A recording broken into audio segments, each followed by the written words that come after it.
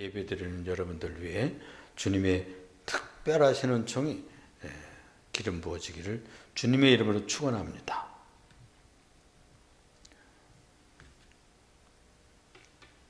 애통하는 자는 복이 있나니 그들이 위로를 받을 것이며 라고 했어요. 이 사람들은 웁니다. 애통하게 되는 것이죠. 왜 그러냐면 빼앗겨서, 또 억울해서, 또 실패할 때는 울 수밖에 없고 아파서, 또 모든 일이 잘 안 돼가지고 상실감에 빠지기도 하고 낙심, 절망해서, 또는 사랑하는 사람들과 이별을 해서 울게 되는 것이죠. 뿐만 아니라 이 불화 때문에, 또 빈곤 때문에, 가난 때문에, 상실감 때문에 인생에는 슬픔과 애통만이 없다면 그래도 견딜만 할 텐데 그렇지를 않는 것이 인생입니다. 오늘은 울어보았는가 이런 제목으로 은혜를 나누고자 합니다. 울어보았는가. 보통 생각하기를 웃어야 복이 오고 즐거워야 복이 오고 기뻐야 복이 온다고 하는 증거로 다들 생각하는데, 그런데 이 성경에서는 애통하는 자가 복이 있다. 그 말이 되느냐 그런 말이에요. 그게 성립되는 말일까요? 우리가 그토록 애쓰며 살다 보면은 울어야 할 때가 있는 겁니다. 울고 싶을 때는 울어야 됩니다. 한국의 남자들은요, 어렸을 때부터 너는 남자니까 울어서는 안 돼, 이렇게 자꾸 훈련을 받습니다. 그래서 모든 일에 담대하게 나가고, 그리고 울지 않고 대결에 나가는 그런 훈련을 시키죠. 그러나 살다 보면은 서러울 때가 있고 울 수밖에 없을 때가 있어서 아빠들은, 아버지들은 속으로 울고 숨어서 울고 안으로 우는 그런 습성이 있습니다. 그러나 홀로 울 때, 울 수밖에 없을 때 누구 앞에서 우느냐가 중요하다는 것이죠. 이 성도들은 주 만군의 하나님 우리 아버지 앞에서 나아가서 우는 사람들이다, 이렇게 말할 수도 있는 거예요. 그래서 이 애통하는 자는, 이 말은 펜스운데스라고 하는 말에서 하는데, 펜세오라고 하는 말의 이 동사의 현재형이라고 그래요.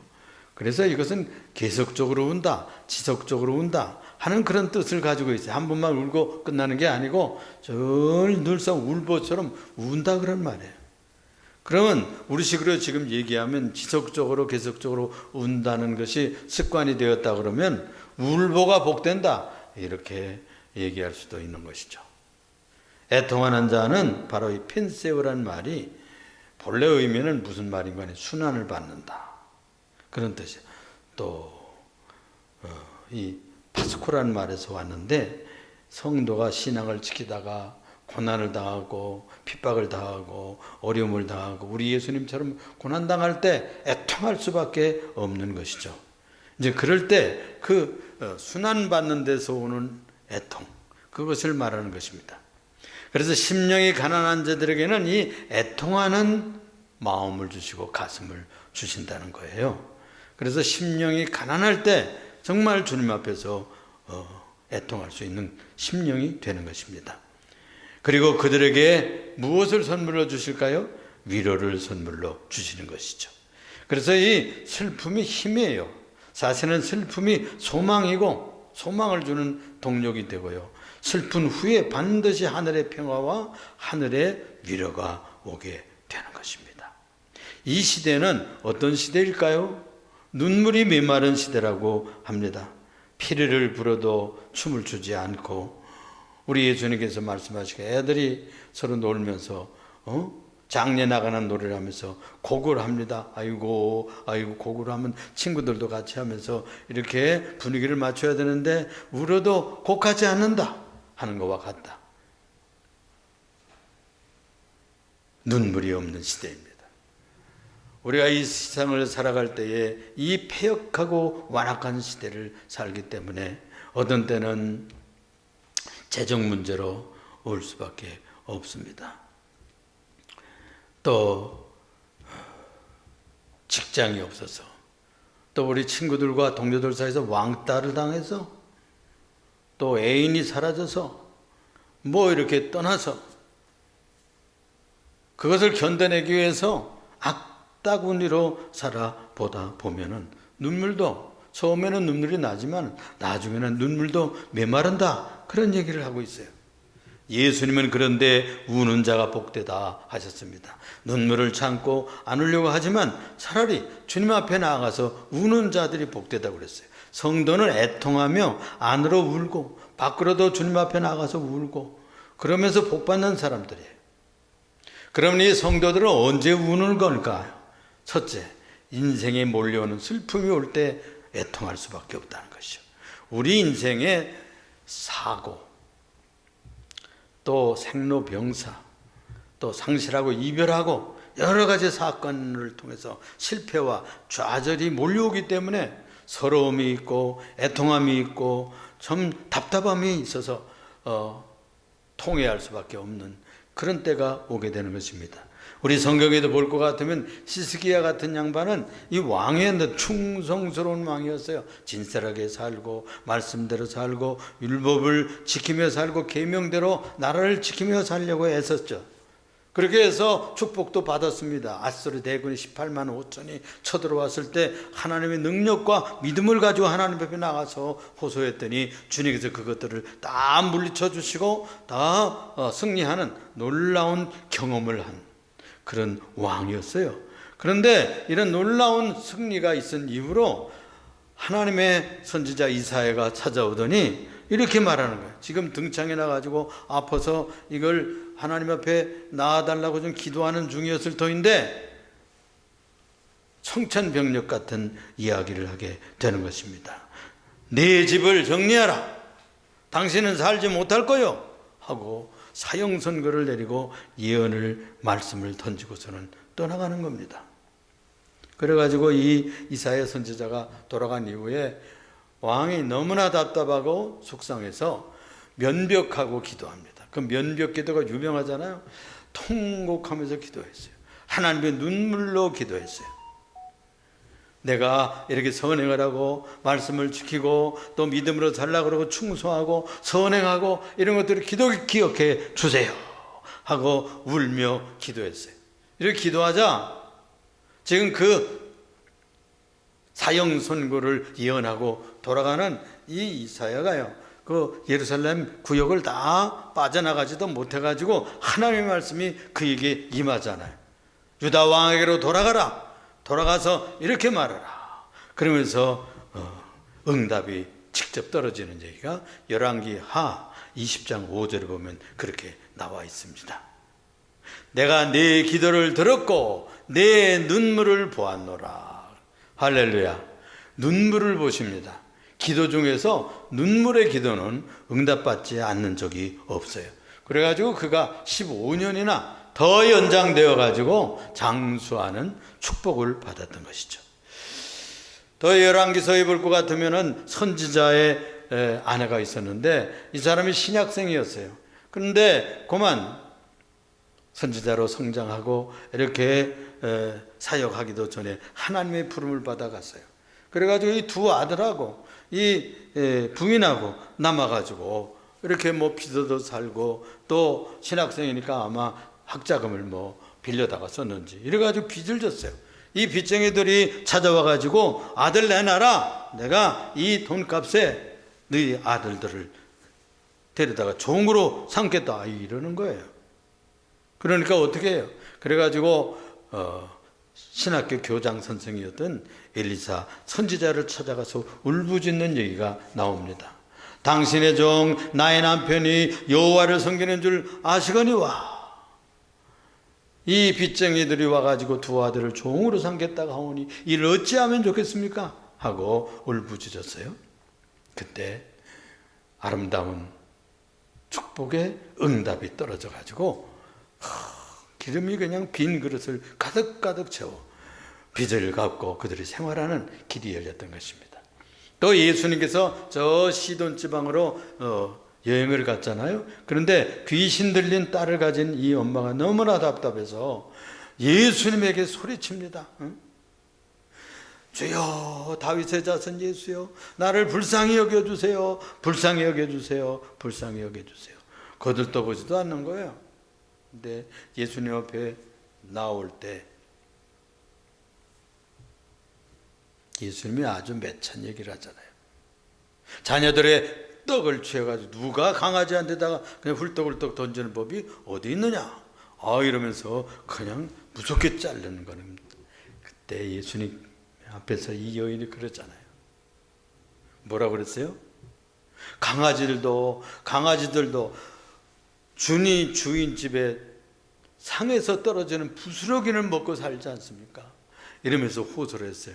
그러자 주님께서 이렇게 자비를 베풀어 주시는 것입니다. 네가 이 말을 하였으니 평안히 돌아가라. 내 딸이 나았느니라. 이런 큰 은혜를 입게 되는 것입니다. 애통하여 부르짖을 때, 문제가 있을 때, 우리 인생에는 다 어려운 고난이 옵니다. 이럴 때 부르짖어 주 앞에 눈물로 기도하세요. 그러면은 주님께서 위로가 내리게 되는 것이죠. 두 번째로는요, 이 죄 때문에 울어야 됩니다. 죄 때문에 웁니다. 죄는 영적 문제죠. 이 죄에 대한 애통은 회개의 눈물로 표현이 되는 것입니다. 죄에 대한 슬픔은 신앙 문제로 이 경건 문제에 깊이 들어가는 그런 초입이라고 볼 수가 있는 것입니다.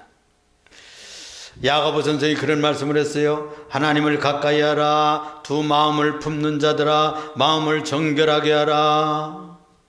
슬퍼하며 애통하며 울지어다. 너의 웃음을 애통으로, 너의 즐거움을 근심으로 바꿀지어다.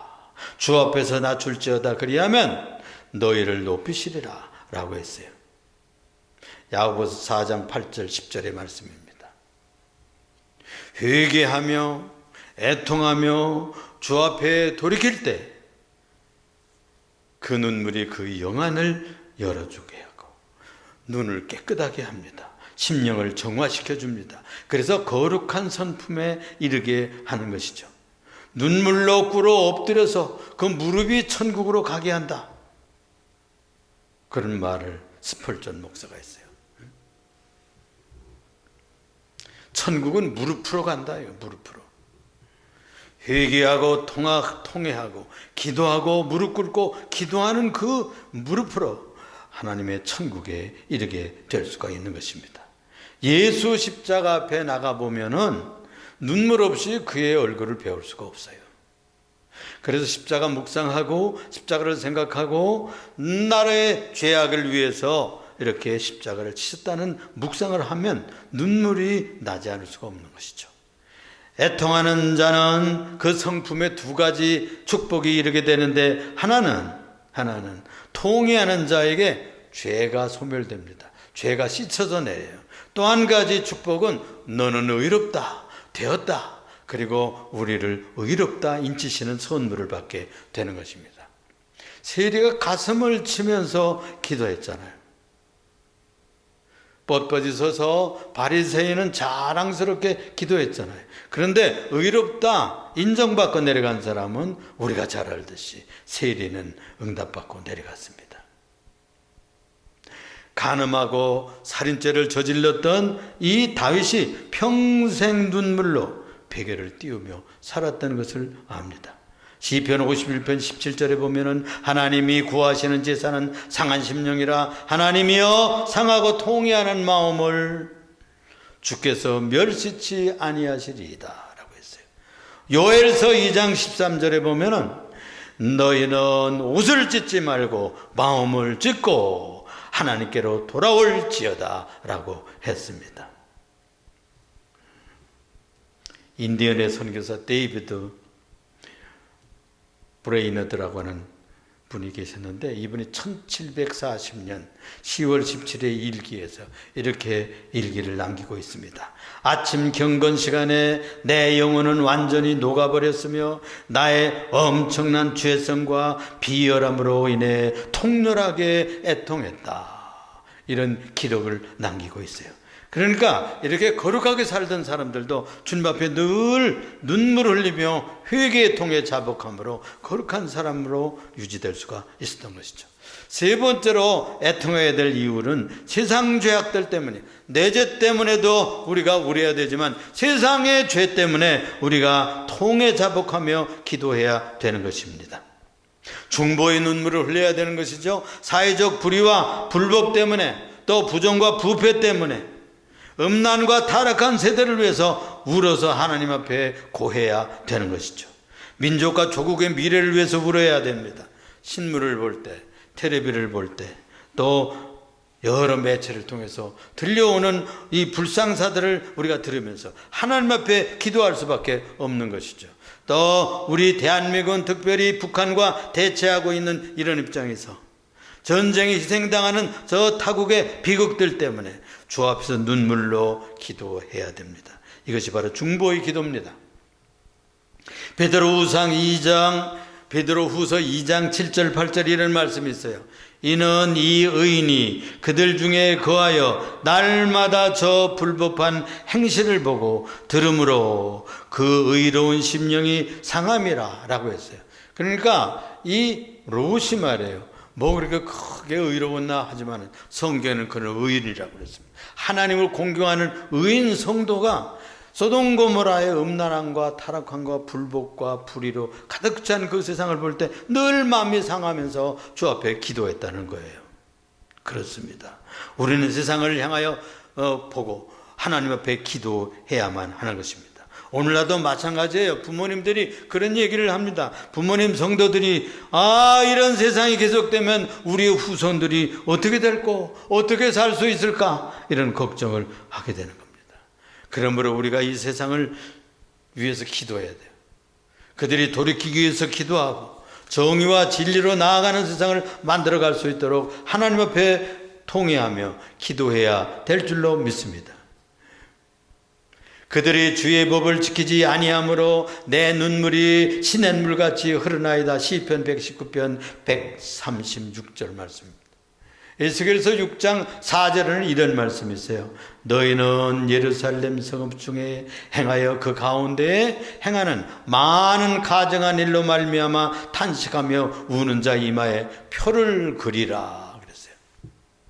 그 예루살렘 성읍 중에서 가증한 일을 행하고 죄악된 일을 행하고 불법한 일을 행하고 우상 섬기며 사는 그런 모습을 보고 가슴 안타까워하고 하나님 앞에 통회하며 탄식하며 기도하는 사람들이 있었습니다. 그들의 이마에는 천사들을 통해서 그 이마에 표식을 했다는 거예요. 교회와 과문을 위해서 기도해야 됩니다. 사회와 민족, 나라와 이 세상을 위해서 울어야 되는 것이죠. 창문을 열고 다니엘도 늘 하루에 3번씩 예루살렘의 회복을 위해서, 민족의 회복을 위해서 눈물로 기도했어요. 에스라, 느헤미야,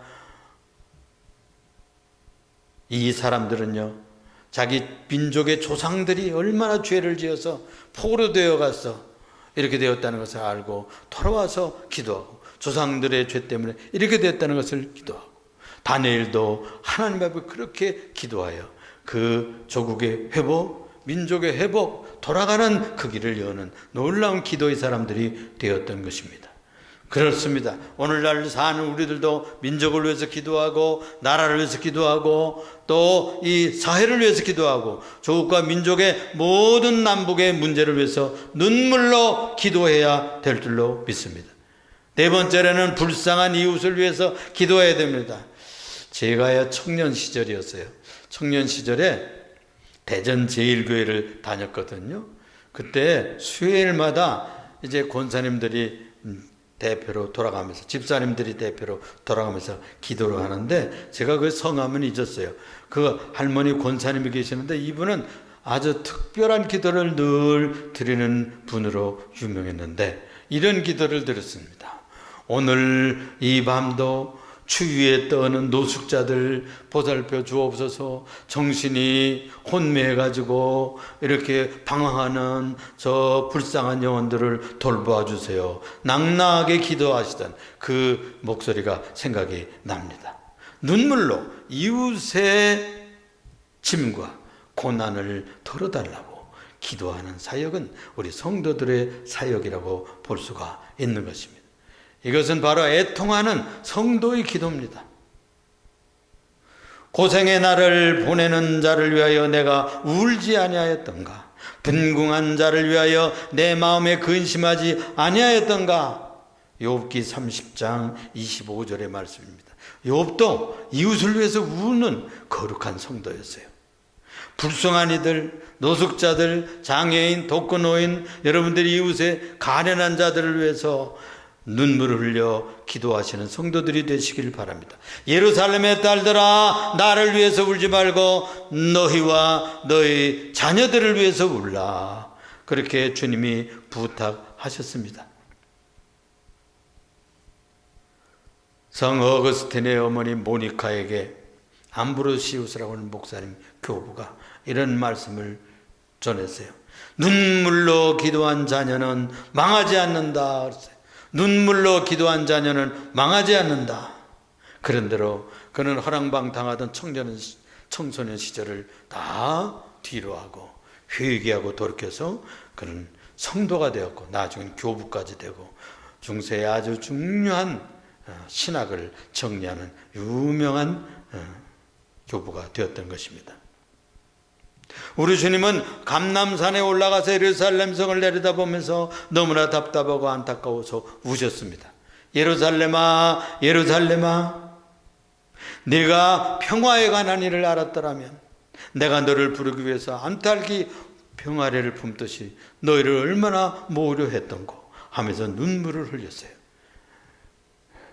내가 날이 이르리니 돌 위에 돌 하나도 남지 않고 다 무너지리라. 이런 예고를 하시면서 그 예언이 주 70년에 이루어지게 되는 것입니다. 우리는 도성을 위해서, 세상을 위해서 기도해야 되고 이웃을 위해서 기도하는 성도들이 되어야 됩니다. 그래서 애통하는 자는 복이 있나니 저희가 하늘의 위로를 받게 된다고 허락하고 있는 것이죠. 다윗은 그렇게 기도하고 이 시편 56편 8절에 이런 구절을 남기고 있어요. 나의 눈물을 병에 담으소서. 우리 인생 살이하는데 왕 같은 이들도 저렇게 눈물을 흘리며 기도하며 울었어요. 그러나 우리 일반 인생들은 어떻겠습니까? 세상에 울 일이 많잖아요. 주님 앞에 나아가서 울어야 됩니다. 그래서 나의 눈물을 기억해 주세요. 나의 눈물을 병에 담아 주세요. 기도하면서 울어 애통하는 승리하는 성도들이 되기를 바랍니다. 우리 사랑하는 성도 여러분, 울고 불며 기도하는 것이 우울증이나 또는 히스테리가 아닙니다. 여러분, 애통하며 기도하는 자에게 용서와 위로가 보장이 됩니다. 애통하는 자가 복을 받는 심령입니다. 그래서 남을 위해서 울 줄 알고 조국을 위해서 울 줄 알고 이웃을 위해서 우는 자들에게 복이 있습니다. 위로한다는 말은 헬라어의 파라칼레오라는 말이에요. 곁으로 부른다, 그런 뜻이에요. 슬픔에 잠겼을 때 누가 우리의 곁에 오시게 되는 거예요. 성령 하나님께서 오셔서 우리들을 격려하시고 우리의 마음을 위로하십니다. 우리가 어렸을 때도 서로 울을 때 우리들의 엄마가, 우리들의 아빠가 우리를 안아주며 위로하던 생각을 할 수 있지 않겠습니까? 우리 주님의 사랑과 위로의 영이 우리의 곁에 늘상 계십니다. 애통하는 자는 그래서 복이 있습니다. 그분만이 우리를 도우시고 위로하시고 격려하고 힘을 주십니다. 사람의 위로가 되지 않을 때가 있어요. 세상적인 위로가 되지 않을 수가 있고 오히려 속상함과 아주 우리의 마음에 상처를 줄 수도 있어요. 그러나 성령께서 주시는 위로, 하늘에 주시는 위로가 우리의 참 위로가 됩니다. 많이 울며 눈물을 흘려 기도하면 영안이 열리고요. 여러분들 우리들의 심령이 정화됩니다. 슬픔을 통해서 카타르시스 되는 심리적인 축복도 있습니다. 주님께서 어루만져 주시고 또 안아주시고 달래주시고 쓰담쓰담해 주십니다. 많이 울면 그렇습니다. 영안이 열립니다. 또 마음이 청결해지고 위로가 넘치는 체험을 하게 될 것입니다. 하나님 앞에 늘 나가서 답답할 때 우세요. 부끄러움 없이 우세요. 눈물을 많이 흘리세요. 하나님의 위로와 평강과 은혜가 넘치고 하늘의 신령함을 맛보게 될 줄로 믿습니다. 기도하겠습니다.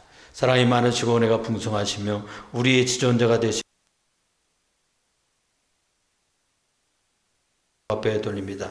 죄 많고 흠을 많은 우리들이 울지 않을 수가 없어. 주 앞에 나가서 울 때마다 우리의 죄를 용서하시고 우리의 슬픔을 위로하여 주시며 주께서 성령을 통해서 하늘의 위로를 부어 주시옵소서. 고난과 고통 중에 또는 아버지 모자람과 재정의 모든 어려움 때문에 또는 세상의 모든 불통함과 여러 가지 불의와 불법을 통해서 안타깝게 우는 모든 성도들 위해 큰 은혜를 베풀어 주옵소서. 우리들의 선진들이 조국을 위해서, 민족을 위해서, 또 세상을 위해서 불쌍한 사람들에서 울 때 큰 은혜를 입은 것처럼 우리도 이 세상을 살아갈 때 울며 주님 앞에 나아가는 위로받는 성도들이 되게 하여 주옵소서. 예수님 이름으로 기도합니다. 아멘.